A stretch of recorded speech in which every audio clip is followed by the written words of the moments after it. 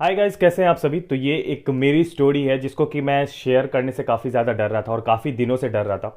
मुझे ऐसा लग रहा था कि अगर मैं इस स्टोरी को उस समय रिलीज़ कर देता, यानी कि मई जून के टाइम, तो उस समय ये दिक्कत हो जाती सबसे मेन कि लोग जो है पहले ही से आलसी हो जाती और फिर वो काम नहीं कर पाते जो वो कर सकते थे। पर अब मुझे लगा कि ये सही टाइम है इस चीज़ को रिलीज़ करने का और आप सभी को बताने का कि क्या चीज़ रियलिटी है और क्या चीज़ नहीं है रियलिटी। मेनली मैं बात करने वाला हूँ अपने क्लास 12th बोर्ड्स के बारे में कि कैसे मैंने अपने फिजिक्स में 85 मार्क्स स्कोर किया सिर्फ और सिर्फ 20 डेज की प्रिपरेशन में। और यहाँ पर अगर मैं 20 डेज की बात कर रहा हूँ तो ये बात है 20 डेज की ही। उस 20 डेज के पहले मैंने बुक एक बार खोला तक नहीं था और ना ही मैंने इवन मुझे कोई आइडिया था कि सिलेबस में क्या क्या चीज़ें मौजूद हैं। ठीक है। अब आप लोग सभी ये जरूर इमेजिन कर रहे होंगे कि ये अलग सा बैकग्राउंड क्यों हमेशा आ जाता है कुछ, क्योंकि ये बैकग्राउंड मेरे को बहुत ज़्यादा पसंद आ चुका है तो इसी वजह से मैं इसको बहुत ज़्यादा प्रेफर करने लगा हूँ आजकल। तो मिलते हैं इंट्रो के बाद, इस पर बहुत डिटेल में बात करेंगे। वीडियो को बहुत ध्यान से देखना और ऐसी स्ट्रैटेजीज कुछ लेके जाना जो कि तुम्हारी ज़रूर हेल्प करेगी और बहुत ज़्यादा हेल्प करेगी बहुत सारे वेज में। तो make sure to watch the whole video. मिलते हैं इंट्रो के बाद।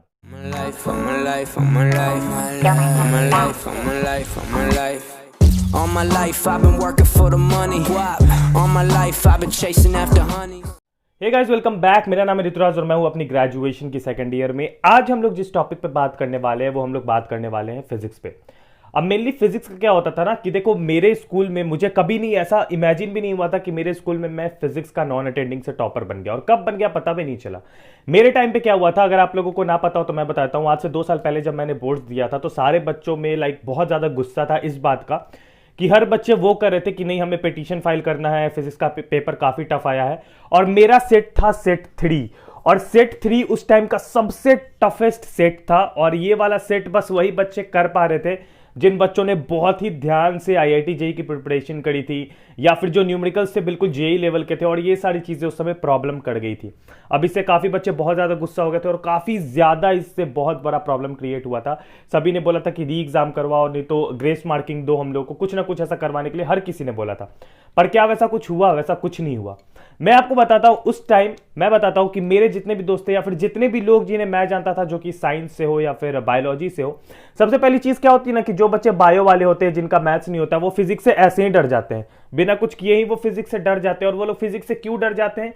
तो वो लोग ये सोच लेते हैं कि भाई अगर मैं इस चीज को अगर लिखने जाऊंगा, फिजिक्स में काफी मैथ्स वाले टर्म्स आते हैं, कैसे मैं करूंगा कैसे नहीं करूंगा। तो बायो वाले तो आधा पहले ही डर जाते हैं इस बात से, जो कि बिल्कुल रियलिटी नहीं है। क्योंकि फिजिक्स में कोई भी अगर मैथमेटिकल टर्म आ रहा है, जैसे लॉग आ रहा है, ये सारी चीजें आ रही हैं, तो वो आपको बताई जाती हैं जब फिजिक्स पर आ जाता है, तो वहां पर डरने की जरूरत नहीं।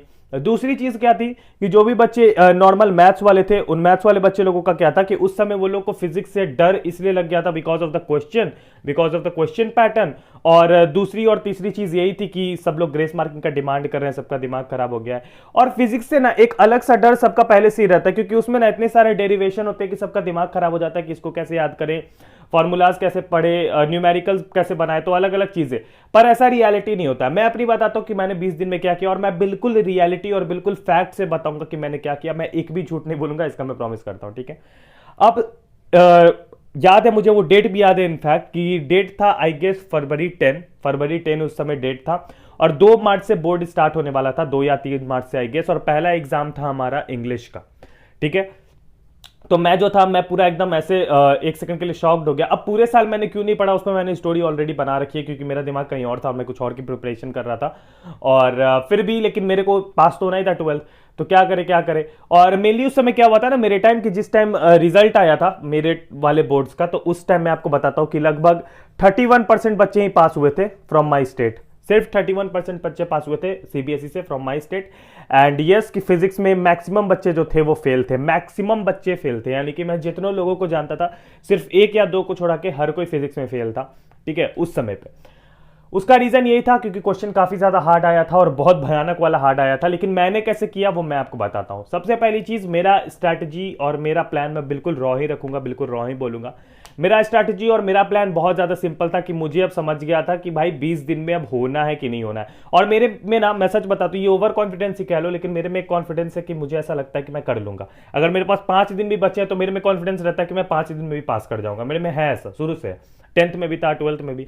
और उसी वजह से मेरे इस कॉन्फिडेंस ने बोला कि तू कर लेगा। तो देखो, रैदर देन ये सोचने के अलावा कि भाई ये 20 दिन में नहीं हो पाएगा और मैं ये सोच के अगर छोड़ देता तो वहीं पर हार जाता, लेकिन मैंने सोच लिया कि नहीं ये 20 दिन में होगा और मैंने फिर किया तो मैं वहीं पर जीत गया। और यही चीज थी जहां पर मैंने जीत लिया।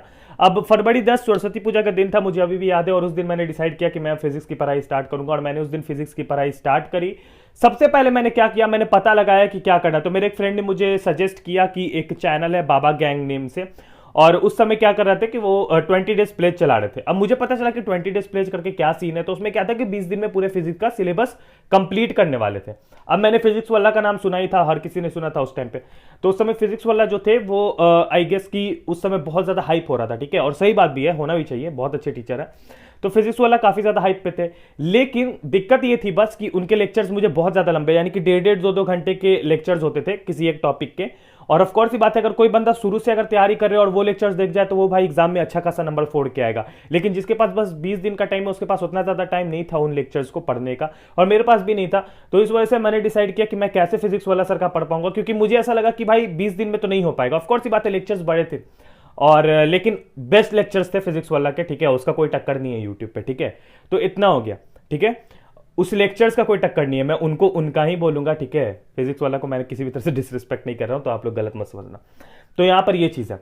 अब क्या है कि उसके बाद ये चीजें हुई तो मैंने डिसाइड करा कि मैं भाई बाबा गैंग से ही स्टार्ट करूंगा, और मैंने स्टार्ट किया डे 1 से, ठीक है। अभी भी शायद उनके प्लेलिस्ट में मिल जाएगा, ठीक है।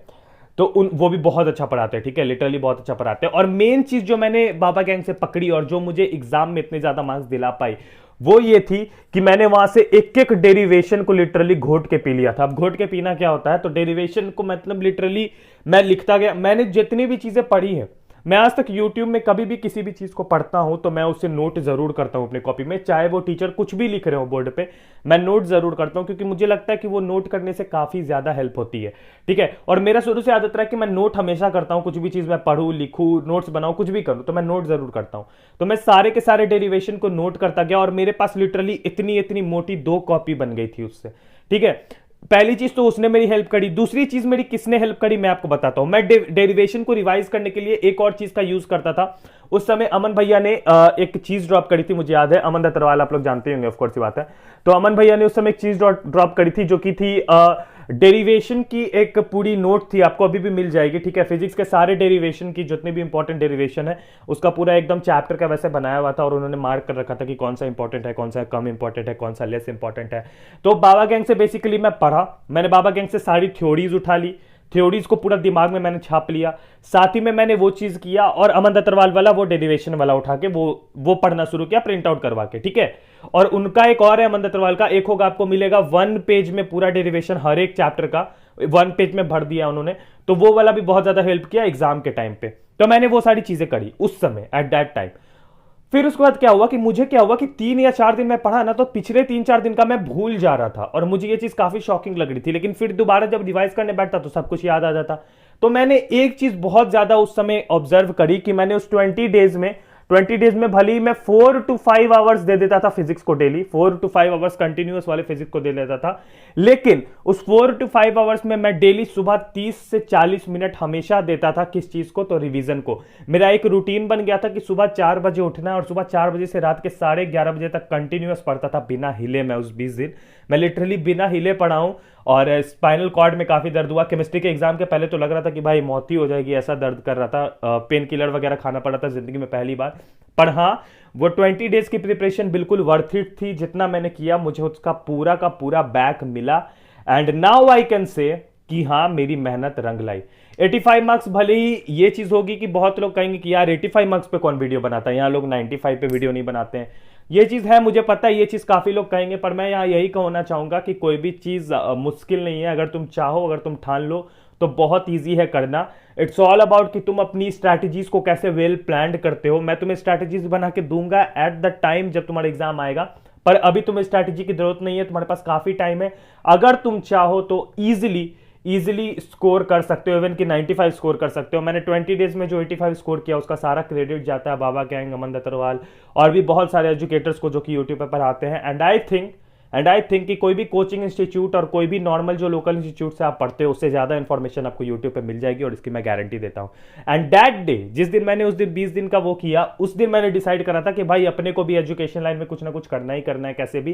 एंड एट दैट डे मैंने डिसाइड करा, और जस्ट 9 से 10 महीने के बाद मैंने ये चैनल स्टार्ट करा। And yes, we are here now. तो मैं बस इतना ही कहना चाहूंगा कि गाइज, किसी भी चीज से डरो नहीं, बहुत इजी है हर चीज को करना। बस अपने दिमाग में एक वेल स्ट्रैटेजी को प्लान करो और दिमाग में बस सोच लो कि करना ही करना है, अपने आप हो जाएगा, ठीक है। और जहां तक बात रही फिजिक्स की, लोग तुम्हें बहुत डराएंगे कि डेरिवेशन हार्ड होता है, ये हार्ड होता है, वो हार्ड होता है। तो मैं आपको बता दो, एक चैप्टर में लगभग 2 तरह के डेरिवेशन होते हैं मैक्सिमम, और दोनों तरह के डेरिवेशन में वो 2 तरह के जो डेरिवेशन होते हैं उससे 10-10 डेरिवेशन बनाए रहते हैं, लेकिन पहला 5 से 6 स्टेप बिल्कुल सेम होता है, लास्ट का 3 स्टेप बिल्कुल चेंज होता है। तो वो लास्ट का 3 स्टेप तुम तभी समझ जाओगे जब तुम फॉर्मूला में चेंज देखोगे।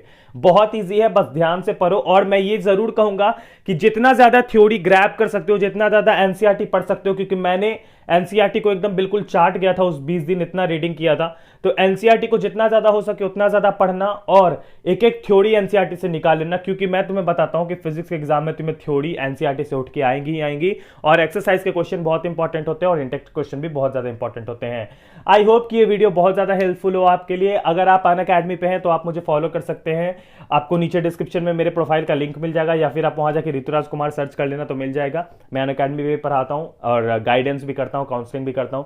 तो मेक श्योर टू कि आप मुझे वहां पर फॉलो जरूर करें, और चैनल को भी सब्सक्राइब करना, और ये वीडियो काफी लोगों में शेयर करो, ठीक है, ताकि जो नीडी है उन्हें ये वीडियो मिल जाए। टिल देन अपना ख्याल रखना, bye bye, take care and piece.